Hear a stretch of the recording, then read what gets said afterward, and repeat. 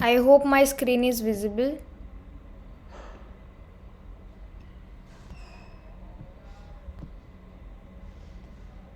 Okay, and Ashish is asking that मेरा schedule क्या रहता था. तो after this class we will discuss. ठीक है, अभी हम लोग टॉपिक पे आते हैं. टॉपिक कंप्लीट करने के बाद मैं आपको बताती हूँ कि मेरा शेड्यूल क्या था. राइट, तो आज हम क्या पढ़ने वाले हैं, डिस्पर्शन सिस्टम पढ़ने वाले हैं. नाम से आपको क्या समझ रहा है कि कुछ जो है पर्टिकुलर कुछ चीज़ या कोई स्टेट जो है एक दूसरे में डिस्पर्स है. तो इसमें हमें दो चीज़ याद रखनी है, एक डिस्पर्जन मीडियम और एक डिस्पर्स्ड फेज़. इसका मतलब क्या है कि एक डिस्पर्स फेज़ मतलब जो फैला हुआ है और जिसके अंदर वो फैला हुआ है, इसको क्या बोलेंगे हम, डिस्पर्जन मीडिया. जैसे आपने फॉर एग्जांपल ये देखा होगा, मिल्क देखा होगा. मिल्क में आपने छोटे छोटे छोटे छोटे आपको ड्रॉप्स दिखे होंगे ऑयल जैसे. तो हम उधर क्या बोल सकते हैं कि मिल्क जो है वो मेरा डिस्पर्शन मीडियम है और वो जो ड्रॉपलेट है ऑयल के जो मुझे दिख रहे हैं वो क्या है, डिस्पर्स्ड फेज़ है. ठीक है, आई गेस आपको ये चीज़ तो अभी तक पता होगी. तो इसको ही हम क्या बोलते हैं, डिस्पर्जन सिस्टम. मतलब एक चीज़ दूसरी चीज़ में जो है फैली हुई है, डिस्पर्स्ड है. ठीक है, इसके क्लासिफिकेशन है अकॉर्डिंगली. कैसे, according to the particle size, उसका स्टेट ऑफ मैटर क्या है उसके बेसिस पे. ठीक है, तो हमारे लिए सबसे पहले कौन सा है, मॉलिक्यूलर डिस्पर्जन. मतलब यहाँ पे जो पार्टिकल्स रहेंगे बहुत मॉलिक्यूलर साइज में रहेंगे, बहुत छोटे रहेंगे. ठीक है, फिर आता है कोलॉइडल डिस्पर्जन. यहाँ ये पार्टिकल जो है थोड़े बड़े रहेंगे as compare to the molecular dispersion से. फिर आते हैं कोर्स डिस्पर्जन. यहाँ पे मेरे पार्टिकल्स जो है वो बड़े रहेंगे as compare to the molecular dispersion and colloidal dispersion. Right, तो यहाँ पे देखो मॉलिक्यूलर डिस्पर्जन में मेरा साइज कितना है, लेस देन 1 नैनोमीटर. मतलब 1 नैनोमीटर से यहाँ पे मेरा साइज छोटा रहेगा. कोलॉइडल में ये रेंज आपके लिए इंपॉर्टेंट है. ठीक है, पूछते हैं. तो कोलॉइडल रेंज में मेरा रेंज कितना है, 1 नैनोमीटर टू 0.5 माइक्रोमीटर क्या है मेरा कोलॉइडल डिस्पर्जन का साइज है. फिर आता है कोर्स डिस्पर्जन. यहाँ पे 10 to 1000 माइक्रोमीटर होता है. मतलब कितना बड़ा है. ठीक है, ये जो है ये इतने छोटे होते हैं मॉलिक्यूलर डिस्पर्शन, जिसको हम इलेक्ट्रॉन माइक्रोस्कोप से भी नहीं देख सकते. ठीक है, इतने छोटे पार्टिकल है. कोलाइडल को हम लोग इलेक्ट्रॉन माइक्रोस्कोप में देख सकते हैं, बट जो ऑर्डिनरी माइक्रोस्कोप है जो हम लोग जनरली कॉलेज के लैब में यूज़ करते हैं, उससे हम कोलाइडल डिस्पर्जन सिस्टम को नहीं देख सकते. और जो कोर्स डिस्पर्जन है वो थोड़ा बड़ा है, मतलब इसको हम माइक्रोस्कोप में देख सकते हैं. ठीक है, या फिर नेकेड आइज से भी मुझे वो दिख जाता है क्योंकि पार्टिकल जो है बड़े बड़े होते हैं. इसको ये मॉलिक्यूलर डिस्पर्जन ऑब्वियसली छोटे हैं, मतलब सेमी परमियल मेम्ब्रेन को पास कर लेंगे क्योंकि छोटे मॉलिक्यूल है तो पास कर लेते हैं. कोलॉइडल में सेमी परमिएबल मेम्ब्रेन को पास नहीं करते, बट जो फिल्टर पेपर होता है हमारा फिल्टर पेपर नॉर्मली हम लोग जो यूज़ करते हैं वो ग्रे कलर वाला पेपर, उसमें से पास होता है कोलॉइडल डिस्पर्जन. और ये जो कोर्स डिस्पर्जन है, ना ये फिल्टर मेम्ब्रेन से पास होता है, ना ये डायलिसिस से होता है, ना ये सेमी परमिएबल मेम्ब्रेन कहीं से भी पास नहीं होता क्योंकि इसके पार्टिकल्स जो है बड़े होते हैं. जैसे आपने ये देखा होगा, चाय हम जब छानते हैं तो चाय पत्ती कैसे यहाँ पे क्लब हो जाती है, तो उसको हम क्या बोलेंगे, वो कोर्स डिस्पर्जन का टाइप है क्योंकि इसका पार्टिकल साइज जो है वो बड़ा है. ठीक है, अब ये मॉलिक्यूलर डिस्पर्जन में बहुत छोटा छोटा साइज है, इसलिए इसका रैपिड डिफ्यूजन होता है. हमें पता है कि जितना छोटा पार्टिकल उतना ज़्यादा उसका सरफेस एरिया. ठीक है, और उतना ज़्यादा सरफेस एरिया मतलब मैं बोल सकती हूँ कि एक तो इसका एब्जॉर्प्शन भी ज़्यादा होगा और इसका जो डिफ्यूजन है वो भी जो है ज़्यादा होगा. ठीक है, फिर आता है कोलॉइडल डिस्पर्जन. यहाँ पे क्या हो रहा है, मेरा थोड़ा धीरे धीरे डिफ्यूज़ होगा क्योंकि इससे पार्टिकल इसका बड़ा हुआ है मॉलिक्यूलर डिस्पर्जन से. फिर कोर्स में क्या है, ये मेरा डिफ्यूज़ ही नहीं होता क्योंकि यहाँ पे जो है पार्टिकल साइज बहुत बड़ा है, तो इसको जो कैपिलरी मिल रही है डिफ्यूज़ होने के लिए वो छोटी पड़ जाती है. तो ये सेम जो हम चाय पत्ती की बात कर रहे हैं वो वहीं पे ऊपर रह जाता है, वो डिफ्यूज़ नहीं हो पाता. तो सिमिलर मुझे कोर्स डिस्पर्शन में देखने को मिलता है. अभी मॉलिक्यूलर डिस्पर्जन में एग्जाम्पल देखो, ऑक्सीजन मॉलिक्यूल्स है. ठीक है, ऑर्डिनरी आयंस है और ग्लूकोज है, ये इनका साइज़ बहुत छोटा होता है. ठीक है, फिर आता है कोलॉइडल में आपको कोलॉइडल सिल्वर सॉल्यूशन देखने को मिलेगा, जो मेरी क्रीम होती है, बटर होती है. ठीक है, ये सब चीज़ें कहाँ पे देखने को मिलेगी मुझे, कोलॉइडल डिस्पर्जन में. और कोर्स में मुझे जो एकदम मुझे साफ साफ दिखता है, जैसे सैंड दिखती है, ठीक है। सैंड मतलब रेती जो हमारी होती है, मेरे जो रेड ब्लड सेल्स होते हैं, ठीक है। ये क्वेश्चन पूछा गया है कि आरबीसी मेरा कौन सा वाला डिस्पर्जन सिस्टम शो करता है, तो कोर्स डिस्पर्जन जो है शो करता है आरबीसी, ठीक है। और फार्मास्यूटिकल इमल्शन या फिर सस्पेंशन जो होते हैं वो कोलॉइडल डिस्पर्जन का पार्ट होता है, क्योंकि यहाँ पे भी हमें जो पार्टिकल्स है वो देखने को मिलते हैं, सस्पेंशन में भी दिखते हैं और इमल्शन में भी दिखते हैं, तो that is coarse dispersion. I hope this table is clear to you, ठीक है। ये इंपॉर्टेंट है आपके लिए डिफरेंस जानना, इसमें से क्वेश्चन आते हैं, ठीक है, कि कौन कहाँ से पास होता है, कौन कहाँ से नहीं होता है, कौन किसका एग्जाम्पल है। तो अगर छोटा मिल्क वगैरह की बात कर ली तो वो कोलॉइडल में आएगा, अगर वहीं पे बड़ी पार्टिकल्स की बात कर रही है, आरबीसी की बात कर ली तो वो कोर्स में आएगा, और जो ऐसे पार्टिकल जो हमें बिल्कुल भी नहीं दिखते हैं इसको हम क्या बोलते हैं, मॉलिक्यूलर डिस्पर्शन बोलते हैं, ठीक है।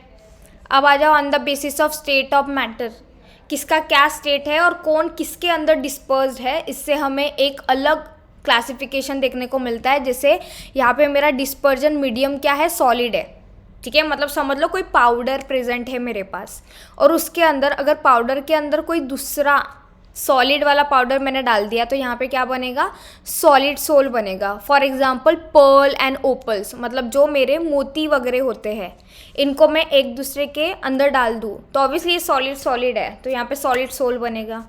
अगर मेरे पास सॉलिड है एंड लिक्विड है, सॉलिड एंड लिक्विड, यहाँ पे इसको हम इमल्शन या फिर सस्पेंशन बोल सकते हैं, ठीक है। सस्पेंशन मतलब मेरा डिस्पर्जन मीडियम क्या है, सॉलिड है, उसमें मैंने थोड़ा लिक्विड डाल दिया तो यहाँ पे क्या बन जाएगा मेरा सॉलिड इमल्शन। जैसे आपने चीज़ या बटर में देखा होगा, जो मैं ड्रॉपलेट की बात कर रही हूँ, जो आपको अलग से ड्रॉपलेट देखने को मिलता है, ठीक है। चीज़ एंड बटर में क्या होता है, थिक सब्सटेंस होता है ना, सॉलिड होता है, और उसके अंदर थोड़ा सा मुझे क्या देखने को मिलता है कि थोड़ा सा लिक्विड प्रेजेंट है, हम बोलते हैं। तो ये मेरे किसके एग्जाम्पल हो गए, सॉलिड इमल्शन के या फिर सस्पेंशन के, ठीक है। और जब मेरा गैस सॉलिड में गैस प्रेजेंट है तो इसको हम बोलते हैं प्यूमिस या फिर माशा फ्लो, ठीक है। तो ये आपको इतना, ये जो क्लासिफिकेशन आपके लिए इतना इम्पोर्टेंट नहीं है, जस्ट टू नो कि कभी कभी पूछ लेते कि मिल्क कौन सा है, लिक्विड में लिक्विड है, या फिर पूछ लेंगे जेली में क्या होता है, शेविंग क्रीम में क्या होता है, ये पूछता है, ये स्मोक एंड डस्ट वाली चीज़ पूछी जाती है, तो इस पर फोकस करो, ठीक है। बाकी अगर लिक्विड मेरा डिस्पर्जन मीडियम है और उसमें सॉलिड है तो क्या बनेगा, सॉलिड जेल बनेगा, जिसमें मेरी जेली एंड पेंट आता है। अगर लिक्विड में लिक्विड है तो इमल्शन बन जाएगा, इसमें मेरा मिल्क और मेयोनीज आता है, ठीक है, जो आपने मोमोज के साथ खाई होगी मेयोनीज की चटनी, ठीक है। फिर होता है लिक्विड में गैस आ गया तो यहाँ पे देखो फोम बनता है, right, liquid and gas is foam. यहाँ पे मेरी whipped cream and shaving cream आती है, जो आपने लड़के जो शेविंग करते होंगे, ठीक है, तो वहाँ पे, या फिर आपने केक के ऊपर देखा होगा जो विप्ड क्रीम डालते हैं हम लोग, वो क्या होती है, एज अ फोम होती है। तो यहाँ पे लिक्विड में हम लोग गैस को इंकॉर्पोरेट करते हैं, तब जाके मुझे जो है झाग देखने को मिलता है। अगर मेरा डिस्पर्जन मीडियम गैस है और उसमें मैंने सॉलिड डाला तो यहाँ पे क्या बन जाएगा, एरोसोल, सॉलिड एरोसोल बनेगा, जिसमें मेरी स्मोक एंड डस्ट होती है। स्मोक क्या होती है, छोटे छोटे पार्टिकल, डस्ट में क्या होते हैं, छोटे छोटे पार्टिकल जो मेरे गैस में सस्पेंडेड होते हैं, है ना। फिर आता है मेरा गैस और लिक्विड में, यहाँ पे मेरा लिक्विड एरोसोल बनेगा, जो मेरा क्या होता है, क्लाउड, मिस्ट एंड फॉग। अभी ठंडियों में आपको बहुत फॉग देखने को मिलेंगे। मिस्ट का मतलब वो जो हम लोग लिक्विड एरोसोल यूज़ करते हैं और जो मुझे ड्रॉपलेट्स देखने को मिलती है, मतलब वहाँ पे गैस भी है, गैस क्या है, मेरा प्रोपेलेंट है, और जो मेरा डोजेस फॉर्म है वो लिक्विड में प्रेजेंट है। तो जब भी मैं उसको एक्चुएट करती हूँ तो वहाँ पे मुझे मिस्ट जनरेशन देखने को मिलता है, तो वहाँ पे गैस एंड लिक्विड का जो है मिक्सचर होता है, ठीक है। तो ये टेबल्स आपके लिए थोड़े इंपॉर्टेंट है, मतलब इनको समझ के पढ़ो कि यही एग्जाम्पल नहीं है, आपको नंबर ऑफ एग्जाम्पल्स देखने को मिलेगी। तो आपको समझना चाहिए कि गैस में लिक्विड है या फिर सॉलिड में लिक्विड प्रेजेंट है। अगर डस्ट बन रहा है मतलब, हाँ डस्ट बन रहा है मतलब सॉलिड गैस के अंदर प्रेजेंट है ना, क्योंकि डस्ट पार्टिकल छोटे छोटे छोटे छोटे जो होते हैं कम अमाउंट में गैस में प्रेजेंट होते हैं। अगर मैं वहीं पे जेली की बात करूँ, मतलब जो है जेली में क्या होती है, मेरे लिक्विड कंटेंट ज़्यादा होता है पर सॉलिड भी कहीं ना कहीं प्रेजेंट होता है। और वहीं पे अगर मैं इसकी बात करूँ किसकी, चीज़ बटर की, तो मुझे पता है कि चीज़ एंड बटर हार्ड होता है, मतलब सॉलिड होता है, और इसमें थोड़ा सा लिक्विड प्रेजेंट होता है। तो आपको ऐसे करके इसको याद करना है कि अगर कोई भी एग्जाम्पल आए तो आप इसका आंसर कर सकते हो, ठीक है। अब आ जाओ कोलॉइडल डिस्पर्जन। ये इसमें से हम लोग कौन सा पढ़ते हैं, colloidal dispersion and coarse dispersion. Coarse dispersion इसलिए क्योंकि इसमें हम सस्पेंशन, इमल्शन वगैरह ये पढ़ते हैं, और कोलॉइडल में हम लोग ये वाला जो साइज दिया हुआ है उसमें पढ़ते हैं, क्योंकि इसमें जो है हमारे कुछ अलग ये कोलॉइडल सिल्वर सॉल्यूशंस वगैरह आते हैं जिसको हम नॉर्मली बर्निंग वगैरह के केसेस में यूज़ करते हैं। और ये जो मॉलिकुलर डिस्पर्जन है नॉर्मली ये फार्मास्यूटिकल्स में यूज़ नहीं होते, क्योंकि इसमें गैस पार्टिकल्स वगैरह के बारे में हम ज़्यादा पढ़ते हैं, राइट। तो अभी हम कोलॉइडल डिस्पर्जन पढ़ेंगे। अभी कोलॉइडल डिस्पर्जन में हमने ये पढ़ा कि इसका पार्टिकल साइज कितना होता है। बताओ फटाफट, इसका पार्टिकल साइज कितना होता है।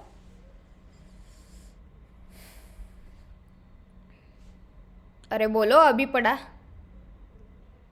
कोलॉइडल का particle size 100 to 10,000 micrometer. 100 to 10,000 micrometer, ज़्यादा नहीं हो गया वो। 1 नैनोमीटर टू 0.5 माइक्रोमीटर, ठीक है। 1 नैनोमीटर टू 0.5 माइक्रोमीटर। और इसको ही हमने बोला कि हम इसको इलेक्ट्रॉन माइक्रोस्कोप में देख सकते हैं। ये सेमी परमिएबल मेम्ब्रेन क्रॉस नहीं करता पर सादा फिल्टर पेपर क्रॉस करता है। तो ये देखो, अभी विजिबिलिटी अगर की बात करूँ तो हमें खुली आंखों से नहीं दिखेगा, पर हमें इलेक्ट्रॉन माइक्रोस्कोप से दिखता है, ठीक है।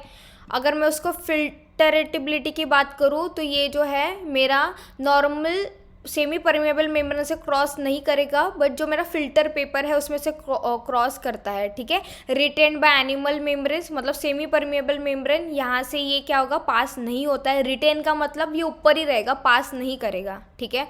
और जो silicon membranes and ultra filters होते हैं इससे भी ये पास नहीं करता। नॉर्मल जो हमारा बड़े पोर साइज वाला फिल्टर पेपर होता है उसमें से ये पास करता है, ठीक है।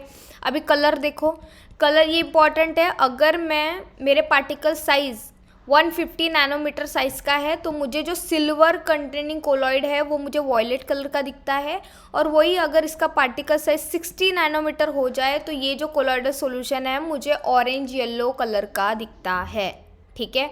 अगर इसकी मैं मैकेनिकल या फिर फिजिकल प्रॉपर्टी की बात करूँ तो ये ब्राउनियन मोशन शो करता है। ब्राउनियन मोशन का मतलब ये है कि ये जिगजैग पैटर्न शो करता है। अब ये जिगजैग पैटर्न क्यों शो करता है, इसका नाम में ही लिखा है कि कोलॉइडल, एक दूसरे पे कोलॉइड होते हैं पार्टिकल्स, ठीक है। एक दूसरे पे कोलॉइड होंगे, जिगजैग मूवमेंट करेंगे, तो इसके वजह से क्या होगा, वो जो है हमेशा एक दूसरे से टकराते रहेंगे। इसका जो सेटलिंग है ना वो बहुत कम मुझे देखने को मिलेगा।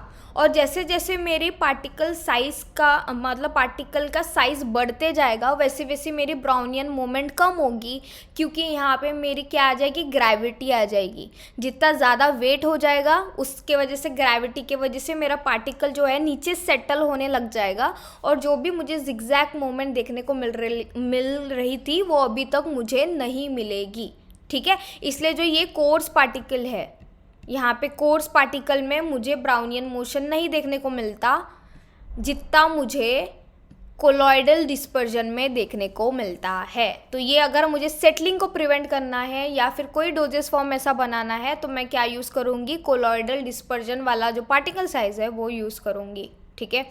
अब इसकी सेकेंड प्रॉपर्टी कौन सी है फिजिकल में, टिंडल इफेक्ट ये शो करता है।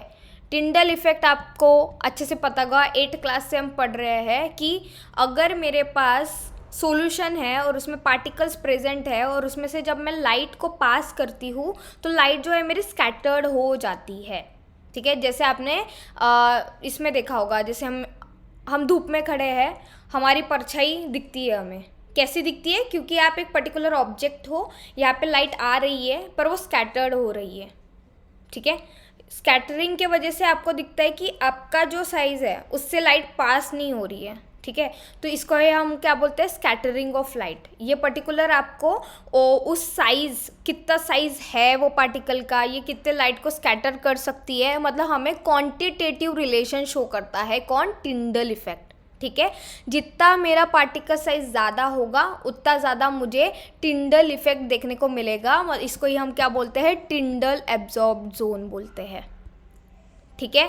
और इसको जो है कोलॉइडल पार्टिकल जो है हमें एक ब्राइट स्पॉट की तरह दिखता है जब हम इसको माइक्रोस्कोप में दिखते हैं। मतलब समझ लो मैंने एक सॉल्यूशन बनाया जिसमें मेरे कोलॉइडल पार्टिकल्स प्रेजेंट है और मैंने क्या किया, उसमें से लाइट पास की। और लाइट पास करने के बाद मैं उसको माइक्रोस्कोप में देख रही हूँ, तो माइक्रोस्कोप में मुझे छोटे छोटे छोटे छोटे ब्राइट स्पॉट जो है देखने को मिलेंगे, मतलब वो टिंडल इफेक्ट शो करते हैं, जिसकी वजह से मैं उसकी जो है स्टडी कर सकती हूँ। तो ये उसकी क्या हो गई, एक इम्पॉर्टेंट प्रॉपर्टी हो गई, ठीक है, Brownian motion and Tyndall effect. बस इतना याद रखो, ये वाला रिलेशन याद रखो कि पार्टिकल साइज बड़ा तो ब्राउनियन मोशन कम, क्योंकि एक दूसरे से कोलाइड होना बंद हो जाएगा, सेटलिंग वो शुरू कर देंगे, तो ये जो मुझे मोशन देखने को मिल रहा था वो कम हो गया। बाकी ये आपको अभी आई गेस आपको याद हो गया होगा कि ये खुले आंखों से नहीं दिखता, सिर्फ इलेक्ट्रॉन माइक्रोस्कोप में दिखता है। ये फिल्टर कहाँ से होता है, ये नॉर्मल फिल्टर पेपर जो होता है उसमें से होगा, जो मेरी सेमी परमेबल मेम्ब्रेन है उसमें से फिल्टर नहीं होगा। अगर कलर की बात करूँ तो 150 अगर नैनोमीटर साइज है तो ये वॉयलेट कलर का दिखेगा, कौन, सिल्वर कंटेनिंग कोलॉइडल सॉल्यूशन। और वहीं पे अगर उसका साइज कितना हो गया, 60 नैनोमीटर हो गया, तो वो ऑरेंज येलो कलर जो है शो करेगा। यहाँ तक क्लियर है? यहाँ तक किसी को कोई डाउट है? सिंपल सिंपल है ये सब, हमने ऑलरेडी मतलब फिजिकल फार्मेसी आपको जब स्टेट ऑफ मैटर वगैरह पढ़ा होगा, आपको उसमें से ही ये क्लियर हो रहा होगा, ठीक है।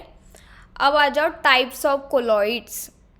अब टाइप्स ऑफ कोलॉइड यहाँ पे भी देखो दो तरीके से क्लासिफाई किया गया है। पहले स्टेट कि कौन किस में डिस्पर्स है, कौन कौन सा डिस्पर्जन मीडियम है, और सेकंड ये कि कहाँ पे किसका इंटरेक्शन कैसा है, ठीक है। ये जो टेबल है आपके लिए लायोफिलिक, लायोफोबिक और एसोसिएशन कोलॉइड, ये इंपॉर्टेंट है। 2011, 13, 12 में इसके ऊपर मल्टीपल सिलेक्शन क्वेश्चन आए थे और बहुत बार मतलब इसके ऊपर पूछा जाता है लायोफिलिक, इनका डिफरेंस आपके लिए इंपॉर्टेंट है। तो आ जाओ, सबसे पहले डिस्पर्जन फेज क्या है, उसमें से डिस्पर्जन मीडियम कौन सा है, उसको हम क्या बोलते हैं। अगर मेरे पास डिस्पर्जन मीडियम सॉलिड है और उसमें डिस्पर्स फेज भी सॉलिड है, इसको हम सॉलिड सोल बोलेंगे।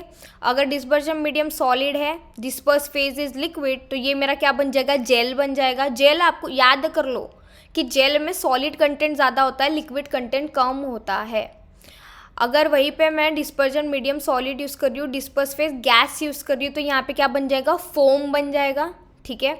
अगर डिस्पर्जन मीडियम मेरे पास लिक्विड है, ठीक है, लिक्विड लिक्विड लिक्विड, उसमें अगर सॉलिड प्रेजेंट है तो सोल बन जाएगा, अगर उसमें लिक्विड लिक्विड प्रेजेंट है तो इमल्शन बन जाएगा, और वहीं पे अगर लिक्विड एंड गैस प्रेजेंट है तो वहाँ पे, यहाँ पे देखो, यहाँ पे सिंपल फोम जो हम लोग शेविंग क्रीम वगैरह से निकालते हैं, और वहीं पे अगर मैं गैस एंड लिक्विड की गैस एंड सॉलिड की बात कर रही थी, वहाँ पे मेरा सॉलिड फोम है, ठीक है।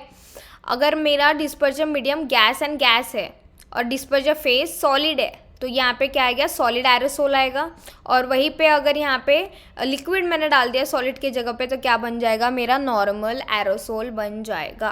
तो इसमें से सब पर्टिकुलर क्वेश्चन आपको नहीं देखने को मिलेगा, बस याद रखो कि लिक्विड गैस फोम देगा, गैस में लिक्विड, मतलब डिस्पर्जन मीडियम देखो यहाँ पे ज़्यादा कौन है, गैस है, कम कौन है, लिक्विड है, तो एरोसोल बनता है, नॉर्मल एरोसोल। यहाँ पे फोम और इमल्शन तो आपको पता है, लिक्विड एंड लिक्विड, राइट। और जो सॉलिड फोम होता है वो मेरा सॉलिड इन गैस होता है। सो अब आ जाओ सामने, सॉलिड फोम का एक्सप्लेनर क्या हो सकता है, एग्जाम्पल, सॉलिड फोम का एग्जाम्पल। सॉलिड फोम का एग्जाम्पल आप ये ले सकते हो कि विप्ड क्रीम ले सकते हो आप, विप्ड क्रीम, या फिर ये ले सकते हो dry ice, right, dry ice ले सकते हो। हाँ, प्यूमिस बिल्कुल सही है जोशिता, ठीक है। फॉर एग्जाम्पल आप ड्राई आइस ले लो, ड्राई आइस में आपको पता है कि ये मेरा क्या होता है, कूल्ड CO2 होता है, राइट। तो यहाँ पे मेरी सॉलिड डिस्पर्जन मीडियम में बोल दूंगी, क्योंकि इसको मैंने कूल करके एकदम सॉलिड बना लिया है, और उसमें से मैं इलेबरेट क्या कर रही हूँ, CO2 गैस को इलेबरेट कर रही हूँ जब मैं उसके ऊपर कुछ गर्म सब्सटेंस डाल रही हूँ, ठीक है। आपने ड्राई आइस अगर देखी होगी, उसमें से ऐसे जो है फ्यूम्स निकलते रहते हैं वो आइस में से, तो वो आप यहाँ पे कंसिडर कर सकते हो, राइट। बाकी जो यहाँ पे एग्जाम्पल दिया हुआ है प्यूमिस वाला, ये तो आपको टेबल जैसा दिया है वैसे ही याद कर लो, ठीक है। अब आ जाओ on the basis of interaction. तो इसके बेसिस पे हमारे पास 3 टाइप के कोलॉइड्स हैं, ठीक है। First is lyophilic, second is lyophobic and third is association colloids. आपको नाम से ही मिल रहा होगा यहाँ पे, लायोफिलिक मतलब क्या है, सॉल्वेंट लविंग, यहाँ पे क्या है, सॉल्वेंट हीटिंग, और एसोसिएशन में मतलब आपको एक और दो को मिला के दोनों को एसोसिएट करके तीसरा कुछ बनाया है, तो इसको हम क्या बोलते हैं, एसोसिएशन कोलॉइड, या फिर ही इसको एम्फीफिलिक कोलॉइड बोलेंगे। ठीक है, तो यहाँ पे लायोफिलिक सॉल्वेंट लविंग, लायोफोबिक मतलब सॉल्वेंट हीटिंग, एंड एसोसिएशन को क्या बोलते हैं, एम्पीफिलिक। मतलब यहाँ पे दोनों ग्रुप आपको देखने को मिलेगी, लायोफिलिक भी और लायोफोबिक भी। अगर मैं फॉर एग्जांपल यहाँ पे मैं सॉल्वेंट वाटर बोल रही हूँ, तो यहाँ पे मेरा क्या आ जाएगा, हाइड्रोफिलिक आ जाएगा, और यहाँ पे क्या आएगा, लिपोफिलिक आ जाएगा, हाइड्रोफोबिक आ जाएगा। ठीक है, लिपोफिलिक एंड हाइड्रोफोबिक, अगर मैं यहाँ पे सॉल्वेंट वाटर की बात कर रही हूँ। और यहाँ पे फिर एसोसिएशन में क्या आ जाएगा, मेरे पास जैसे हमारे पास सरफैक्टेंट में दो ग्रुप होते हैं, पोलर हेड होता है, नॉन पोलर टेल होती है। तो पोलर हेड मेरा क्या हो जाएगा, हाइड्रोफिलिक हो जाएगा, और टेल क्या हो जाएगी मेरी, हाइड्रोफोबिक हो जाएगी। जैसे हमने सरफैक्टेंट में माइसेल्स जब बनते हैं वो स्ट्रक्चर देखा था, वो मेरा क्या है, एसोसिएशन कोलॉइड है। ठीक है, यहाँ पे देखो, अब ये लायोफिलिक है मतलब सॉल्वेंट लविंग है, तो इंटरेक्शन यहाँ पे बहुत ज़्यादा होगा सॉल्वेंट के साथ। यहाँ पे मेरा नो इंटरेक्शन होगा क्योंकि ये लायोफोबिक है, या तो फिर लेस इंटरेक्शन होगा। ठीक है, और यहाँ पे क्या होगा, एग्रीगेट जो बनते हैं वही मेरे सॉल्वेट्स होते हैं। मतलब जो आपने माइसेल देखा होगा, माइसेल बनने के बाद वहाँ पे सोल्यूशन मुझे देखने को मिलता है। जैसे सरफैक्टेंट ही ले लो, ये जो एसोसिएशन कोलॉइड है वो सरफैक्टेंट का ही एग्जाम्पल है। ठीक है, फिर आ जाओ, जो लायोफिलिक है वो मेरा लेस चार्ज होता है क्योंकि यहाँ पे मुझे ऑलरेडी सोल्युबिलिटी देखने को मिल रही है। लायोफोबिक जो होगा वो क्या होगा, हाईली चार्ज होगा, इसलिए वहाँ पे जो रिपल्शन है मुझे ज़्यादा देखने को मिल रहा है। जितना ज़्यादा रिपेल होगा मतलब उसमें वो कम डिजॉल्व होगा। ठीक है, और ये जो है एसोसिएशन कोलॉइड मेरा माइसेल है, मतलब कहीं पे एक जगह पॉजिटिव चार्ज होगा और कहीं पे निगेटिव, मतलब एक पोलर हेड होगा और एक नॉन पोलर टेल होगा। ठीक है, ये इसके साथ मैं सॉल्यूशन बहुत आसानी से बना सकती हूँ क्योंकि ये सॉल्वेंट लविंग है।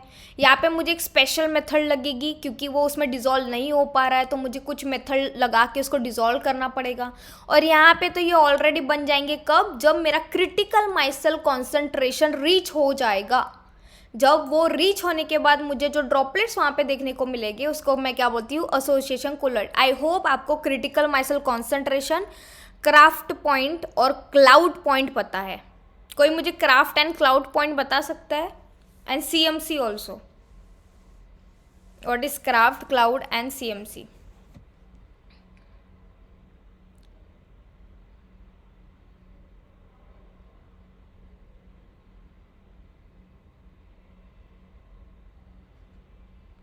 बोलो बोलो।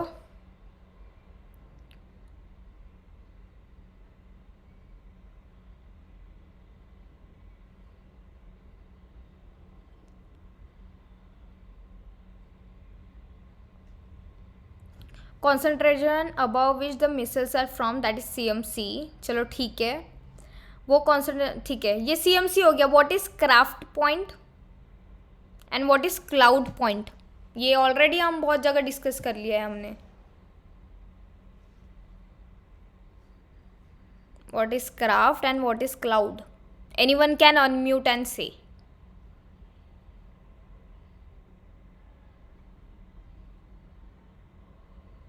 बोलो, नहीं पता किसी को क्राफ्ट पॉइंट का, cloud point? Craft temperature at विच, चलो ठीक है, सोल्युबिलिटी, मिनिमम टेम्परेचर, ठीक है। क्राफ्ट पॉइंट मैं ये बोल सकती हूँ कि concentration at which the micelles are taking form at the particular temperature, इसको मैं क्या बोलूँगी, क्राफ्ट पॉइंट। ठीक है, जिस टेम्परेचर पे मेरा माइसेल बन रहा है उसको मैं बोलती हूँ क्राफ्ट टेम्परेचर। और व्हाट इज क्लाउड?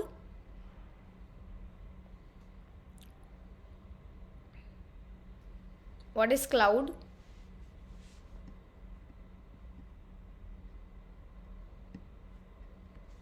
क्लाउड से आपको कुछ समझ में आ रहा है क्या? टेम्परेचर एट विच सेपरेशन होगा जिसके बाद सोल्यूबल नहीं होगा, टर्बिड। ठीक है, प्रिया ने जो लिखा है वो सही लिखा है। Cloudy appear at the temperature, become turbid, that is cloud point. ये तीनों चीज़ क्लियर लगो, what is CMC, what is craft point and what is cloud point. हमने ऑलरेडी ये बहुत सारी जहाँ पे हमने सॉल्यूशन वगैरह पढ़ा है वहाँ पे और स्टेट ऑफ मैटर में हमने इसको डिस्कस कर लिया है, तो मैं इसको रिपीट नहीं करूँगी। Guys you should know this terms at least as of now. आपके पास अभी टाइम बहुत कम है। अगर आपको सही में ऐसे छोटे छोटे टर्म्स नहीं पता है ना, so pull up your socks and start revising the things, right. अब आ जाओ, लायोफिलिक कोलॉइड जो होता है मेरा थर्मोडायनामिकली स्टेबल होता है, क्योंकि इसमें मुझे कोई अनस्टेबिलिटी, चार्ज का डिफरेंस कुछ देखने को नहीं मिल रहा। लायोफोबिक में क्या हो रहा है, अनस्टेबल पार्टिकल आएगा, क्योंकि यहाँ पे चार्ज का डिफरेंस देखने को मिल रहा है। एसोसिएशन कोलॉइड भी मेरा जो होगा स्टेबल होगा, क्योंकि यहाँ पे एक पॉजिटिव और एक निगेटिव साइड आपको देखने को मिलेगा जो बैलेंस कर रहा है एक दूसरे को, ठीक है। ये क्या होते हैं, लायोफिलिक जो होते हैं रिवर्सिबल होते हैं नेचर में। लायोफोबिक इरिवर्सिबल होते हैं। अगर इन्होंने एक बार बना लिया तो बना लिया, अगर इन्होंने एक बार छोड़ दिया तो छोड़ दिया, उसके बाद ये इंटरचेंज नहीं करते। और एसोसिएशन कोलॉइड ये भी मेरा रिवर्सिबल होता है। यहाँ पे मेरा हाइड्रेटेड ग्रुप मुझे देखने को मिलता है, क्योंकि यहाँ पे पोलर ग्रुप प्रेजेंट होता है। यहाँ पे कोई हाइड्रेटेड मुझे पार्टिकल देखने को नहीं मिलेगा, और यहाँ पे भी हाइड्रेटेड एसोसिएशन मुझे देखने को मिलेगा, ठीक है। मतलब यहाँ पे मैं अगर सोल्युबिलिटी की बात करूँ तो मेरी सबसे ज़्यादा सोल्युबिलिटी किसकी रहेगी, लायोफिलिक की रहेगी, उसके बाद एसोसिएशन कोलॉइड की रहेगी, उसके बाद लायोफोबिक की रहेगी, क्योंकि यहाँ पे ये बहुत ज़्यादा रिपेल कर रहा है, ठीक है। यहाँ पे देखो, अगर विस्कोसिटी की मैं बात करूँ तो विस्कोसिटी इसकी बढ़ती है। जैसे समझ लो मेरे पास एक पर्टिकुलर सॉल्यूशन है, इसमें इसकी सोल्युबिलिटी है, मैं पार्टिकल्स और ऐड कर रही हूँ, ठीक है, डिस्पर्स फेज और ऐड कर रही हूँ, तो यहाँ पे क्या होगा, मेरा विस्कोसिटी बढ़ते जाएगा। यहाँ पे मेरी विस्कोसिटी कांस्टेंट रहेगी लायोफोबिक में, क्योंकि यहाँ पे सोल्युबिलिटी कुछ भी नहीं है, मतलब ये सॉल्वेंट हीटिंग है, यहाँ पे सोल्युबिलिटी नहीं दिखती, तो जितना भी मैं उसमें कोलॉइडल मतलब डालूंगी, ठीक है, डिस्पर्स फेज, तो फिर भी इसकी जो विस्कोसिटी पहले थी वही एंड में रहेगी, क्योंकि अगर सोल्युबिलिटी बढ़ ही नहीं रही है तो विस्कोसिटी कैसे बढ़ेगी, ठीक है। इसलिए यहाँ पे विस्कोसिटी इज कांस्टेंट। यहाँ पे मेरी विस्कोसिटी बढ़ती है जैसे जैसे ही मैं किसका, एसोसिएशन कोलॉइड्स का जो है कॉन्सेंट्रेशन बढ़ा रही हूँ, तो मेरी विस्कोसिटी बढ़ेगी। यहाँ पे सरफेस टेंशन देखो लेस होता है डिस्पर्जन मीडियम से, किसका, डिस्पर्स फेस का, ठीक है, तो डिस्पर्जन मीडियम से कम होता है। यहाँ पे इक्वल होता है dispersion face and dispersion medium, दोनों का सरफेस टेंशन सेम होता है। और यहाँ पे भी जो है डिस्पर्ज फेस का सरफेस टेंशन डिस्पर्जन मीडियम से कम होता है। इसका ही मतलब ये है कि अगर मैं इसमें पार्टिकल डालती हूँ तो वो फ्लोट हो सकता है, ठीक है, पर इसकी सोल्युबिलिटी होने की वजह से जो है ये इसमें डिज़ोल्व हो जाता है। यहाँ पे देखो, इसकी सोल्युबिलिटी अच्छी होने की वजह से अगर मुझे इसको प्रेसिपिटेट आउट करना हो तो मुझे लार्ज क्वांटिटी ऑफ इलेक्ट्रोलाइट डालना पड़ेगा। मुझे पता है, किसी को सॉल्टिंग आउट इफेक्ट आज तक किसी ने सुना है, what is salting out effect, at least सुना तो है व्हाट इज सॉल्टिंग आउट, ठीक है। सॉल्टिंग आउट का मतलब ये होता है कि अगर मेरे पास एक सॉल्यूशन प्रेजेंट है, एक सोल्यूट है एक सॉल्वेंट है, दोनों की सोल्युबिलिटी बहुत अच्छी है, पर मैंने क्या कर दिया, एक इलेक्ट्रोलाइट डाल दिया। वो इलेक्ट्रोलाइट क्या करेगा, इनमें जो अफिनिटी थी पहले उसको ये कम करने की कोशिश करेगा, और ये कम कर देता है, जिसकी वजह से इसकी जो सोल्युबिलिटी है वो कम हो जाती है। जो नॉर्मली मेरी थी उससे भी ये पहले की सोल्युबिलिटी कम कर देता है, इसको मैं बोलती हूँ सॉल्टिंग आउट इफेक्ट। तो अगर मेरी यहाँ पे लायोफिलिक की सोल्युबिलिटी अच्छी थी, मैंने क्या कर दिया, इसमें इलेक्ट्रोलाइट डाला, पर यहाँ पे मुझे ज़्यादा अमाउंट ऑफ इलेक्ट्रोलाइट डालना पड़ेगा, क्योंकि इनका जो बॉन्ड है बहुत स्ट्रांग है, और इस बॉन्ड को तोड़ने के लिए मुझे ज़्यादा इलेक्ट्रोलाइट्स लगेंगे, ठीक है। यहाँ पे मुझे एकदम, मैं लायोफोबिक है, इसके बॉन्ड पहले ही टूटा हुआ है, इसमें मैं क्या करती हूँ, बहुत स्मॉल क्वांटिटी में जो है इलेक्ट्रोलाइट्स डालती हूँ, तो वहाँ पे भी मुझे प्रेसिपिटेशन मतलब सॉल्टिंग आउट इफेक्ट जो है देखने को मिलता है। यहाँ पे एसोसिएशन में मुझे लार्ज अमाउंट में इलेक्ट्रोलाइट डालना पड़ेगा, तब जाके मुझे जो है प्रेसिपिटेशन देखने को मिलेगा। एग्जाम्पल देखो, लायोफिलिक में कौन सा है, gelatin, gum, arabic and starch and protein, जो नॉर्मली हमें सॉल्यूशंस में देखने को मिलता है। यहाँ पे देखो लायोफोबिक में मेरे कुछ मेटल इनऑर्गेनिक सॉल्वेंट सोल्स है, जैसे आर्सेनिक हो गया, आयरन हो गया, प्लैटिनियम हो गया।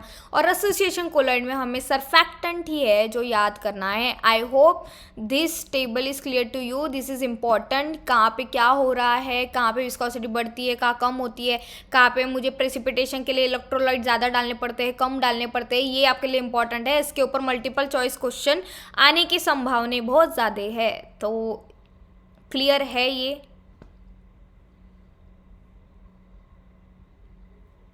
बोलो। चलो ठीक है। ये देखो सरफैक्टेंट या एसोसिएशन कोलॉइड, ये मेरा माइसेल हो गया, ये मेरी पोलर हेड है, ये नॉन पोलर टेल है, ये नॉन स्पेरिकल माइसेल है, ये रिवर्सिबल माइसेल है। ये मुझे बताओ रिवर्सिबल माइसेल मुझे कहाँ देखने को मिलेगा? अगर समझ लो मेरा सॉल्वेंट, ठीक है सॉल्वेंट ही बता दो, जब मुझे ये पोलर हेड अंदर एंड नॉन पोलर टेल बाहर दिखेगा, ऐसा कौन से सॉल्वेंट में मुझे स्ट्रक्चर दिख सकता है माइसेल का?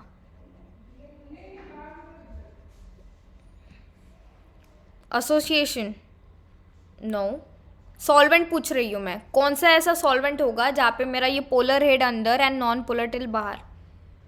लायोफिलिक सॉल्वेंट पूछ रही हूँ मैं। I am asking solvent, organic. जहाँ पे भी लिपोफिलिक सॉल्वेंट मुझे दिखेगा, पोलर सॉल्वेंट लविंग ऑर्गेनिक, जहाँ पे भी मुझे लिपोफिलिक सॉल्वेंट दिखेगा वहाँ पे क्या होगा? मुझे पता है माइसेल कैसे बनता है। माइसेल ऐसे बनता है कि अगर मेरे पास वाटर है, समझ लो मैंने सॉल्वेंट वाटर लिया, मुझे पता है कि दो टाइप के सरफेस होता है, एक पोलर हेड होता है, एक नॉन पोलर टेल होता है। तो मेरा माइसेल कैसे अरेंज होता है? अगर मैं वाटर से कंपैटिबल हूँ या फिर मैं हाइड्रोफिलिक हूँ, ठीक है, तो मैं खुद को बाहर के सरफेस पे रखूँगी, क्योंकि सॉल्वेंट क्या है? वाटर है। और मुझे जो ये लिपिड वाला ग्रुप है, ये जो टेल दिख रही है नॉन पोलर, इसको बचाना है, इसको पानी में नहीं जाना है, ये हाइड्रोफोबिक है, इसको पानी से डर लगता है, इसको खुद को प्रोटेक्ट करना है। तो ये क्या करेगी? खुद को अंदर के साइड में अलाइन कर लेगी, ठीक है। कब की बात होगी ये? जब मेरे पास सॉल्वेंट क्या है? वाटर है। तो इसमें ऊपर के ग्रुप क्या रहेंगे? हाइड्रोफिलिक रहेंगे, और अंदर के ग्रुप कौन से रहेंगे? हाइड्रोफोबिक रहेंगे। ये हो गया मेरा माइसिल। अगर उसको ही मैं उल्टा कर दूँ कि मेरा हाइड्रोफिलिक ग्रुप अंदर है एंड नॉन पोलर वाला मतलब लिपोफिलिक ग्रुप बाहर है, मतलब यहाँ पे मेरा सॉल्वेंट कौन सा होगा? लिपोफिलिक सॉल्वेंट होगा। उसको ही हम ऑर्गेनिक सॉल्वेंट बोल सकते हैं, राइट। ऑयल वगैरह जब हम कहीं पे यूज़ कर रहे हैं तब हम ये वाला स्ट्रक्चर हमें देखने को मिल सकता है, ठीक है। ये मेरी फॉस्फोलिपिड बायलेयर जो मेरी नॉर्मली स्किन में जो हमारी प्रेजेंट होती है, जिससे हमें एब्जॉर्प्शन वगैरह देखने को मिलता है, ये वो लेयर है, ठीक है, फॉस्फोलिपिड बायलेयर। इसमें भी पोलर ग्रुप ऊपर एंड नॉन पोलर टेल जो है अंदर होती है। I hope this is clear to you.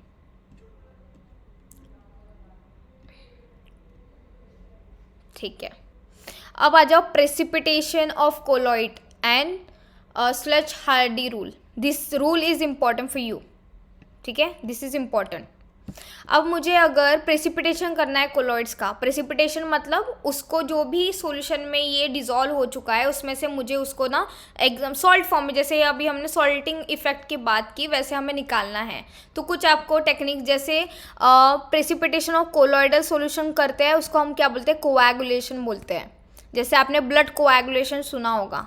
Blood coagulation में क्या होता है? ब्लड एक दूसरे में एकदम गुच्छा बना के जो है हमें दिखता है, मतलब अलग प्रेसिपिटेट आउट हो जाता है, दैट इज़ कोएगुलेशन। तो अगर मुझे कोलॉइडल सॉल्यूशन का कोएगुलेशन करना हो तो ये कुछ मेथड्स है, इसके डिटेल में आपको जाने की ज़रूरत नहीं है, सिर्फ नाम याद कर लो कि हम लोग इलेक्ट्रोफोरेसिस से प्रेसिपिटेशन कर सकते हैं, बॉइलिंग से कर सकते हैं। अगर मैं पॉजिटिवली चार्ज सोल्स डाल दूँ इसमें, अपोजिटली चार्ज, एक सेकेंड ना, ये डबल हो गया है, ठीक है, अपोजिटली चार्ज अगर सोल डाल लूँ तो ऑब्वियसली उसमें जो है इनकॉम्पैटिबिलिटी आएगी, और इनकॉम्पैटिबिलिटी की वजह से जो है ये प्रेसिपिटेट आउट होगा। अगर मैं डायलिसिस करती हूँ तो डायलिसिस से भी मैं सेपरेशन कर सकती हूँ। अगर मैं इलेक्ट्रोलाइट्स डालती हूँ, जैसे अभी हमने सॉल्टिंग ऑफ डिफेक्ट डाला, तो उसमें भी मुझे प्रेसिपिटेशन देखने को मिलेगा। वहीं पर मैं अगर अल्कोहल या फिर एसीटोन डालती हूँ तो वहाँ पर भी मुझे जो है प्रेसिपिटेशन देखने को मिलता है। जैसे फॉर एग्जाम्पल आपने लैब में कुछ पर्टिकुलर क्रिस्टल या पाउडर फॉर्म वाला ड्रग सिंथेसाइज किया होगा, ठीक है, मेडिकेम में। तो लास्ट में हम क्या करते हैं, इम्प्यूरिटीज को सेपरेट आउट करने के लिए हम उसको अल्कोहल में पहले डिसॉल्व करते हैं और उसके बाद हम उसको हीट करते हैं, तो हमें क्रिस्टल फॉर्मेशन देखने को मिलता है। किसी ने किया है ये लैब में?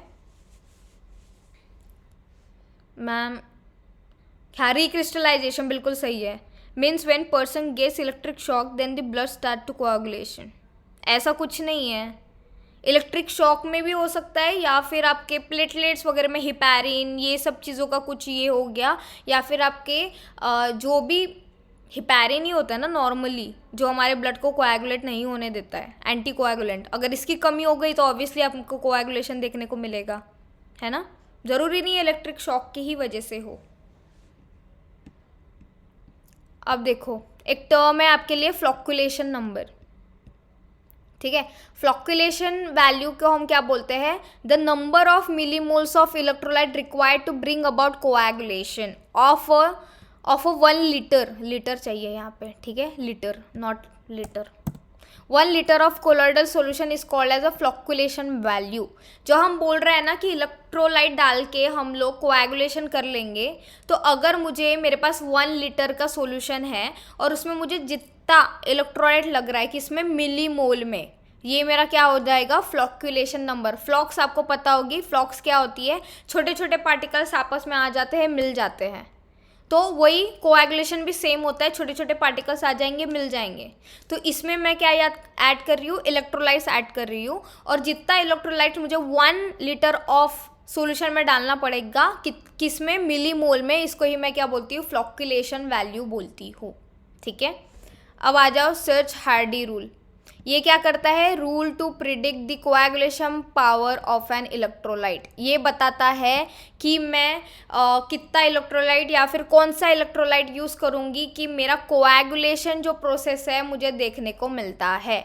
अब ये डिपेंड करता है कि जो भी इलेक्ट्रोलाइट हम लोग यूज़ कर रहे हैं उसकी वैलेंसी क्या है। एक question I mean to say that when accident happens like electric shock, person die maybe due to the blood coagulation, yeah there may be a several reasons, ठीक है। One would be a haemorrhage, अगर किसी को haemorrhage हो रहा है, ठीक है, आपने सुना होगा ब्रेन हेमरेज, इसको हेमरेज नहीं पढ़ते हैं, इसको हेमोरेज पढ़ते हैं, ठीक है। अगर वो हुआ होगा तो हो सकता है कि उसकी डेथ हो सकती है। फिर इलेक्ट्रिक शॉक आ सकता है, या कुछ अलग अलग हो सकता है। हाँ, प्लाज्मा लेवल डाउन हो जाती है, या फिर ब्लड लॉस के वजह से, अगर मेरे में ब्लड ही कम बच गया है, मेरा ऑक्सीजन सप्लाई नहीं हो रहा, तो ऑब्वियसली वहाँ पे डेथ हो सकती है। There may be a several reasons, या किसी मेरे पर्टिकुलर ऑर्गन में चोट आ गई तो जो मेरी नॉर्मल प्रोसेस हो रही थी वो नहीं हो पाएगी, राइट। तो एक याद रखो बस, इससे नाम से क्वेश्चन आता है कि स्विच हार्डी रूल बताता क्या है।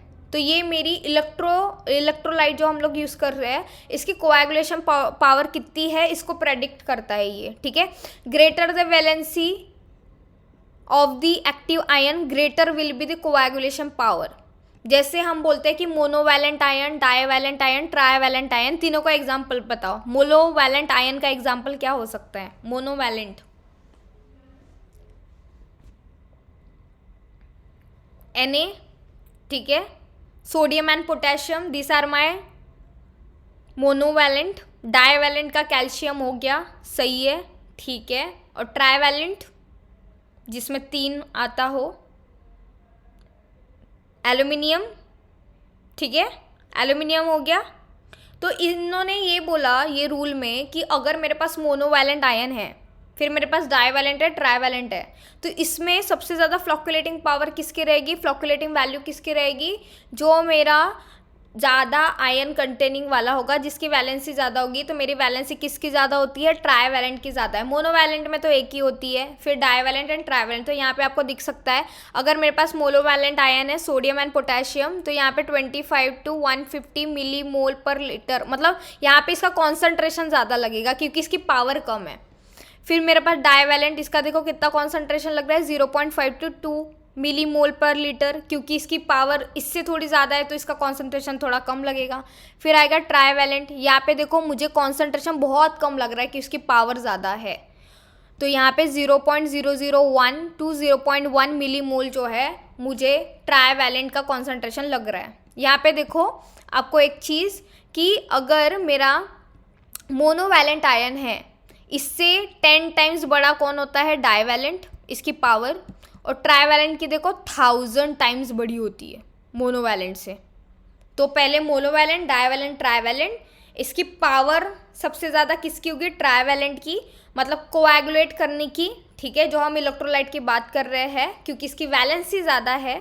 और यहाँ पे जो कॉन्सेंट्रेशन रहेगा वो मेरा इन्वर्स होगा, क्योंकि पावर ज़्यादा है तो हमें कॉन्सेंट्रेशन कम देना है। जैसे हम लोग, हमारे पास जो मोस्ट पोटेंट ड्रग होती है, इसका कॉन्सेंट्रेशन हम सबसे कम देते हैं, और जो मेरी मोस्ट नॉन पोटेंट ड्रग होती है, इसका हमें कॉन्सेंट्रेशन ज़्यादा देना पड़ता है। तो वैसे ही आप इसको लेके चलो कि ज़्यादा पावर तो कम कॉन्सेंट्रेशन। तो सिमिलर यहाँ पे मोनोवैलेंट, डाइवैलेंट, ट्राइवैलेंट के कॉन्सेंट्रेशन आ गए, ठीक है।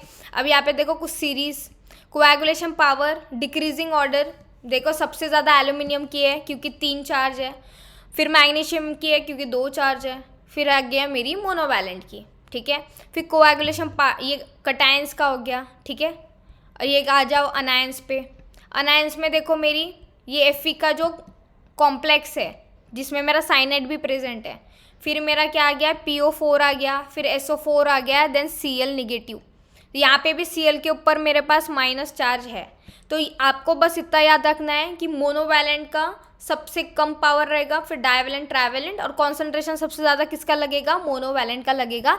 यही आपका किसने बताया, सर्च हार्डी रूल ने बताया। और ये क्या प्रिडिक्ट करता है, coagulation power of the electrolyte. बस इससे ऊपर और कोई क्वेश्चन नहीं बनने वाला, जितना मैंने बोला बस उतना याद रखो। आई hope this is clear. Clear है? एक कोई है?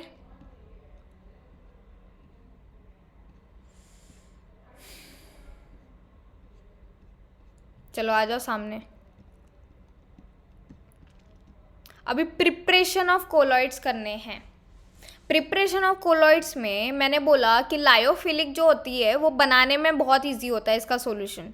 तो हमें इतना कुछ पर्टिकुलर मेथड यूज़ नहीं करनी पड़ती है। हमने सॉल्वेंट लिया, सोल्यूट लिया, ये मेरा लायोफिलिक है, तो यहाँ पे जो है मुझे डिस्पर्शन सिस्टम जो मिलना था वो आराम से मिल जाएगा, ठीक है, ईजी टू फॉर्म होता है। अब वहीं पे अगर मैं लायोफोबिक की बात करूँ तो लायोफोबिक में इनकी कोई अफिनिटी नहीं है, इसमें सोल्यूबिलिटी इसकी बहुत कम है। तो यहाँ पे अगर मुझे उसका डिस्पर्जन सिस्टम बनाना पड़ेगा तो मुझे पर्टिकुलर कुछ मेथड्स यूज़ करनी पड़ेगी, ठीक है। तो सबसे पहली मेथड कौन सी है मेरी, कोलॉइडल मील मेथड। कोलॉइडल मील में हम लोग क्या करते हैं, कोर्स पार्टिकल को हम शेयर करते हैं स्टैटिक कोन में एंड रोटेटिंग कोन में, ठीक है। कोलॉइडल मील आपको पता होगी कि पार्टिकल्स एक दूसरे में कोलॉइड करेंगे, या तो फिर जो भी मेरा अपैरेटस है उसमें कोलॉइड करके उनके पार्टिकल छोटा होता है और वो मिक्सिंग करता है, दैट इज़ कोलॉइडल मील। आपने इंजीनियरिंग में पढ़ा होगा, ठीक है। फिर आता है पेप्टिटाइजेशन।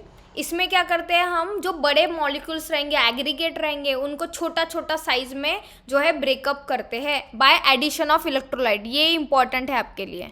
पेप्टिटाइजेशन में नया क्या है कि हम लोग इलेक्ट्रोलाइट ऐड करके जो बड़ा एग्रीगेट है उसके छोटे छोटे पार्टिकल में ब्रेक कर रहे हैं और कोलॉइडल सिस्टम बना रहे हैं, दैट इज पेप्टिटाइजेशन, ठीक है, इलेक्ट्रोलाइट ऐड करके।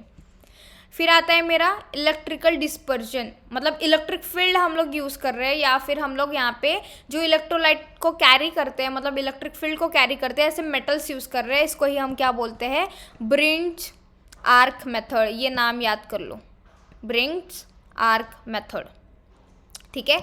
हम लोग क्या करेंगे यहाँ पे, इसको हम मेटल जैसे solid and solid, gold and platinum के लिए हम यूज़ करते हैं।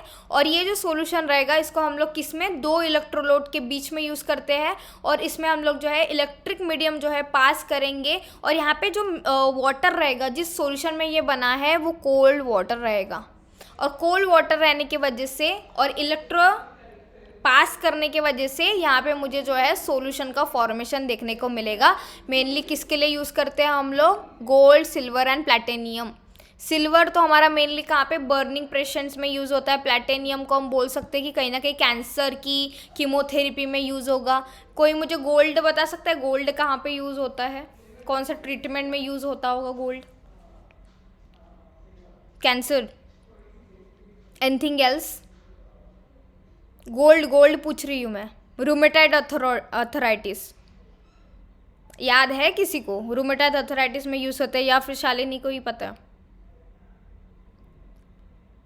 कीमोथेरेपी में आपके जो पूरे क्लासिफिकेशन है आपको बहुत अच्छे से याद होने चाहिए, राइट। तो अगर मुझे इसका सॉल्यूशन बनाना हो, कोलॉइडल बनाना हो, तो मैं इलेक्ट्रिकल डिस्पर्जन या फिर इसको ही क्या बोलते हैं, ब्रिंग्स आर्क्स मेथड जो है यूज़ करते हैं। फिर आता है मेरा अल्ट्रासोनिफिकेशन रिडक्शन। इसमें हम लोग पार्टिकल साइज को बहुत कम करते हैं। कैसे? अल्ट्रासोनिक वेव से पास करके। अल्ट्रासोनिक वेव को पास करेंगे और फिर उसमें हाई फ्रिक्वेंसी हम लोग जनरेट करेंगे, जिसके वजह से जो पार्टिकल्स है उसका ब्रेकअप होगा, और ब्रेकअप होके हम मुझे क्या मिलेगा, जो कोलॉइडल सॉल्यूशन है वो देखने को मिलेगा। ठीक है, तो ये मेथड्स आपको नाम सिर्फ इम्पॉर्टेंट याद रखो कि पेप्टिडाइजेशन में हम लोग इलेक्ट्रोलाइट्स यूज़ कर रहे हैं। इलेक्ट्रिकल डिस्पर्शन, इसको ही हम क्या बोलते हैं, ब्रिंडिंग्स आर्क्स मेथड, ये आपका नाम याद होना चाहिए। और यहाँ पे हम लोग इलेक्ट्रिक फील्ड का यूज़ कर रहे हैं, जिसको हम mainly gold, silver and platinum के कोलॉइडल सॉल्यूशन के लिए यूज़ करते हैं। और अल्ट्रासोनिक रिडक्शन, हम लोग अल्ट्रासोनिक वेव पास करके जो है पार्टिकल साइज कम कर रहे हैं। ये कौन सी मेथड्स हो गई हमारी, ये फिजिकल मेथड्स हो गई। अब आ जाओ केमिकल मेथड के ऊपर। केमिकल मेथड में हम लोग कंडेंसेशन मेथड यूज़ करते हैं। जैसे आपको यहाँ पे दिख रहा होगा, for example double condensation, oxidation and hydrolysis. ठीक है, तो यहाँ पे हम लोग क्या करते हैं, डिकम्पोजिशन, ये जो प्रोसेस आपने सब ऑर्गेनिक केमिस्ट्री में पढ़ी होगी, तो इसको हम क्या करेंगे, रिएक्ट करेंगे पर्टिकुलर मॉलिक्यूल के साथ, और वहाँ पे मुझे जो है सॉल्यूशन का फॉर्मेशन दिखा है। देखो यहाँ पे भी सोल बन रहा है, यहाँ पे भी सोल बन रहा है, यहाँ पे भी सोल बन रहा है। ठीक है, रिडक्शन में हम लोग रिडक्शन की वजह से हम किसके मेटल का बनाते हैं, गोल्ड, सिल्वर, प्लैटिनियम का। ऑक्सीडेशन हम सल्फर का करके बनाते हैं। हाइड्रोलिसिस में हम फेरिक ऑक्साइड यूज़ करते हैं। और डबल डिकम्पोजिशन में आपको दिख ही रहा होगा, आर्सेनिक ऑक्साइड जो है हम लोग यूज़ करते हैं। ठीक है, इसमें बस आपको इतना ही जानना है कि रिडक्शन से कौन सा बनता है, डबल डिकम्पोजिशन से कौन सा बनता है। ठीक है, दिस इज़ इम्पॉर्टेंट। बस आपको यहाँ पे नाम याद करने हैं। एग्जैक्टली हो क्या रहा है उससे आपको कोई मतलब नहीं होना चाहिए। आई होप आपने ये प्रोसेसेस ऑर्गेनिक केमिस्ट्री में ऑलरेडी क्लियर कर ली होगी कि कैसे आ रहा है। ठीक है, अब आ जाओ purification of colloids. Purification of colloid मैंने बना तो लिया कोलॉइड पर लास्ट में, अब मुझे ऑब्वियसली इसको प्यूरिफाई करना पड़ेगा। सही से बना है नहीं बना है, कुछ इम्प्योरिटीज़ तो प्रेजेंट नहीं है, इसको निकालना पड़ेगा। Ferric oxide and ferric chloride दोनों भी, यहाँ पे ferric oxide and ferric oxide and ferric chloride दोनों भी बना सकते हैं। वैलेंसी उतना ही आएगा। ठीक है, अब आ जाओ डायलिसिस के ऊपर। सबसे पहले अगर मुझे प्यूरिफिकेशन करना है तो हम लोग क्या यूज़ करते हैं, डायलिसिस करते हैं। आयंस और मॉलिक्यूल को हम रिमूव करते हैं, कहाँ से, इसको सेमी परमिएबल मेम्ब्रेन से क्रॉस करा के। डायलिसिस में पता है ना आपको, सेमी परमिएबल मेम्ब्रेन से क्रॉस करा के हम जो है प्यूरिफिकेशन करते हैं। तो यहाँ पे माइक्रो मॉलिक्यूल्स जो रहेंगे, जो इम्प्योरिटीज़ रहेगी उसको हम निकालते हैं।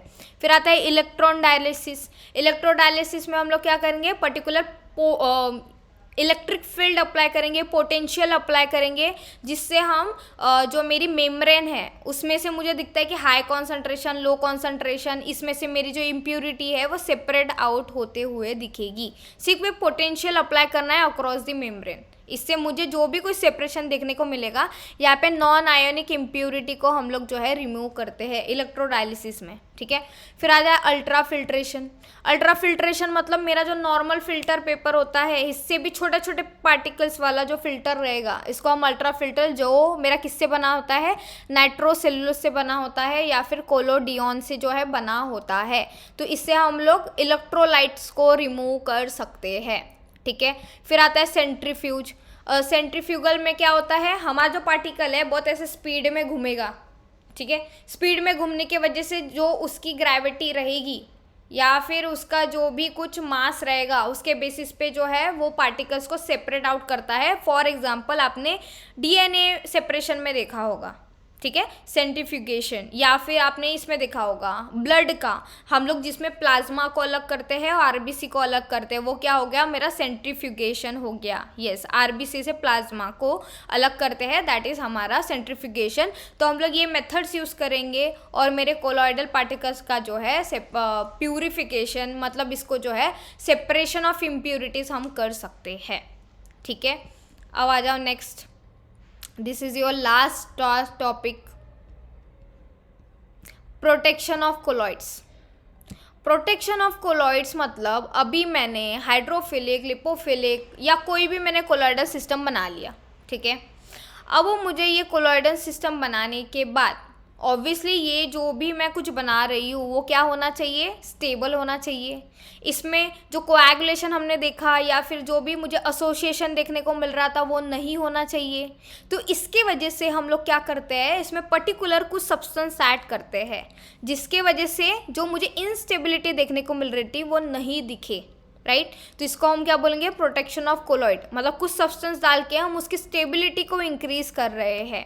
तो अगर ये देखो, अगर मेरा हाइड्रोफिलिक सब्सटेंस है, ठीक है, हाइड्रोफिलिक सॉल्यूशन बनाया मैंने, तो इसमें मुझे नॉर्मली कोई इंस्टेबिलिटी देखने को नहीं मिलेगी। पर वहीं पे मैं अगर हाइड्रोफोबिक की बात करूँ या फिर मैं लायोफोबिक की बात करूँ, तो इसमें क्या होता है, ये ऑलरेडी इनमें सोलिबिलिटी बहुत कम है, पर किसी रीज़न के कारण हमने कुछ मेथड यूज़ करी और हमने इसका जो है सॉल्यूशन बना दिया। पर ओवर द टाइम ऑब्वियसली इसमें कुछ ना कुछ इनस्टेबिलिटी मुझे देखने को मिलेगी। तो इस इनस्टेबिलिटी को प्रिवेंट करने के लिए हम पर्टिकुलर इसमें कुछ सब्सटेंस ऐड कर रहे हैं जिसके वजह से एक तो ये स्टेबल रहे, इसमें कोई कोएगुलेशन ना हो, ठीक है। तो उसी सब्सटेंस को हम क्या बोलते हैं, प्रोटेक्शन ऑफ कोलॉइड। और इसमें एग्जाम्पल हम लोग क्या यूज़ करते हैं, देखो अरेबिक गम यूज़ करेंगे, जिलेटिन यूज़ करेंगे। ये लोग क्या करते हैं, रजिस्ट करते हैं लायोफोबिक सॉल्यूशन का टूवर्ड्स द कोएगुलेशन। मतलब जो भी मुझे कुछ इंस्टेबिलिटी कोएगुलेशन में देखने को मिल रही थी उसको कम करेंगे, ठीक है। यहाँ पे आपको जो भी कोई प्रोटेक्टिव पावर है इसको हम लोग क्या बोलते हैं, गोल्ड नंबर बोलते हैं। मीन्स विस्कोसिटी इंक्रीज करेगा। देखो सबका अलग अलग वे हो सकता है। जैसे अगर मैं गम अरेबिक जिलेटिन की बात करूँ तो ऑब्वियसली ये विस्कोसिटी बढ़ाते हैं। तो हमें पता है कि जितनी ज़्यादा विस्कोसिटी होगी तो जितनी विस्कोसिटी ज़्यादा मतलब उतना उसका सेटलमेंट जो है या फिर जो उसकी सेटलिंग है वो कम होगी। और जितना सेटलिंग कम होगा या फिर ये पार्टिकल्स एक दूसरे के पास नहीं आएंगे उतना उसका कोएगुलेशन कम होगा। तो यही सेम चीज़ हम इमल्शन सस्पेंशन में पढ़ते हैं। तभी हम वहाँ पे सस्पेंडिंग एजेंट, इमल्सिफाइंग एजेंट ये पढ़ते हैं। इसको ही हम क्या बोलते हैं, प्रोटेक्शन ऑफ कोलॉइड। अगर वहाँ पे यूज़ कर रहे तो हम सस्पेंशन में यूज़ करते हैं तो सस्पेंडिंग एजेंट, इमल्शन में यूज़ करते हैं इमल्शिंग एजेंट। अब ये कोलॉइड के इसमें यूज़ कर रहे हैं इसलिए हम इसको प्रोटेक्शन ऑफ कोलॉइड बोल रहे हैं। और इसमें भी जो हम लोग इसकी पावर देखते हैं कि कौन किसको कितना प्रोटेक्ट करता है, इसको हम क्या बोलते हैं, गोल्ड नंबर बोलते हैं, ठीक है। तो what is gold number? Gold number is the minimum amount of milligram of particular substance required, ठीक है, coagulation to prevent the coagulation of 10 ml of the gold sol, addition of the 1 ml of the 10% of sodium chloride solution. Simple word में इसका मतलब समझ लो। Gold number का मतलब मेरे पास एक गोल्ड सॉल्यूशन है। अब मुझे पता है गोल्ड जो है लायोफोबिक है, ठीक है, लायोफोबिक है। तो 10 ml ये मेरे पास है। अब मैंने इसमें क्या किया, 1 ml 10% ऑफ NaCl डाल दिया। अब मुझे पता है जब हम लोग इलेक्ट्रोलाइट ऐड करते हैं तो वहाँ पे कोएगुलेशन या फिर प्रेसिपिटेशन देखने को मिलता है, राइट। अब मैंने क्या किया, इसमें प्रोटेक्टिव कोलॉइड डाल दिया। मतलब मैंने एक तो जिलेटिन डाल दिया या फिर मैंने कुछ अरेबिक गम डाल दिया, ठीक है। ये डालने के बाद मुझे ये जो कोएगुलेशन है इसको प्रिवेंट कर रहा है। अभी तक मुझे कोएगुलेशन पहले दिख रहा था क्योंकि मैंने इसमें NaCl डाल दिया, पर मैंने इसमें अभी समझ लो जिलेटिन डाल दिया है। तो जिलेटिन मुझे कितने अमाउंट में लगा उसके कोएगुलेशन को प्रिवेंट करने के लिए, इसको मैं क्या बोलूँगी, गोल्ड नंबर बोलूँगी, ठीक है। Smaller the value of gold number greater will be the protective power of the colloid. जितना कम अमाउंट में मुझे क्या लगेगा, किसी का कॉन्सेंट्रेशन लगेगा, मतलब उतने ही उसकी ज़्यादा क्या होगी, प्रोटेक्टिव पावर होगी। जो हमने ऊपर भी देखा, जितनी ज़्यादा पावर उतना कम कॉन्सेंट्रेशन, जितनी ज़्यादा पोटेंट ड्रग उतना कम डोज, राइट। तो इसको ही हम बोलते हैं गोल्ड नंबर, ठीक है। तो गोल्ड नंबर क्या सिग्निफाई करता है कि प्रोटेक्शन ऑफ कोलॉइड कौन कितने अमाउंट में कर रहा है। जो पावर से ये शो कर रहे हैं उसको हम बोलते हैं गोल्ड नंबर। वहाँ पे हम ये कंडीशन आपको याद होनी चाहिए कि 10 ml ऑफ गोल्ड सोल होता है, 1 ml ऑफ NaCl, वो भी 10% वाला NaCl रहेगा। और उसमें मुझे जितना अमाउंट, जितना मिनिमम मिलीग्राम लगेगा, इसको हम क्या बोलते हैं, गोल्ड नंबर बोलते हैं। तो हमारा सबसे अच्छा गोल्ड नंबर मतलब जिसकी पावर सबसे ज़्यादा है वो कौन होता है, जिलेटिन होता है, ठीक है। सबसे अच्छा प्रोटेक्टिव कोलॉइड में क्या आएगा, जिलेटिन आएगा। यहाँ पे मेरी वैल्यू क्या है उसकी 0.005 to 0.01, ये पूछा गया क्वेश्चन है। तो आपको बस ये जो कुछ इंपॉर्टेंट है इसका याद कर लो, मतलब लिख के दिख लो, यही जिलेटिन वाला ही पूछेंगे या फिर गम अरेबिका या हीमोग्लोबिन, ये 3 याद कर लो बस, बाकी का नहीं भी किया तो चलता है। ये सबसे ज़्यादा देखो किसका है, पोटैटो स्टार्च, ये याद कर लो 25 है, और ये 50 स्टार्च वाले 25 एंड 50। तो यहाँ पे मेरा सबसे ज़्यादा इनका कॉन्सेंट्रेशन लग रहा है, मतलब इसकी जो प्रोटेक्टिव पावर है वो कम है। I hope this is clear. बताओ फटाफट, गोल्ड नंबर क्लियर है, प्रोटेक्शन ऑफ कोलॉइड्स क्लियर है। Divesh please turn off your mic. किसका माइक ऑन है यार, प्लीज़ दिवेश सर अपना माइक ऑफ कर दीजिए, जिसका भी होगा। ठीक है, यहाँ पे आपका कोलॉइड ख़त्म हो गया है। मुझे एक्चुअली इमल्शन भी पढ़ाना है आपको, बट आपकी अभी कोई सेशन है आई गेस। मैं 1 मिनट पूछ लेती हूँ, गिव मी 1 सेकेंड।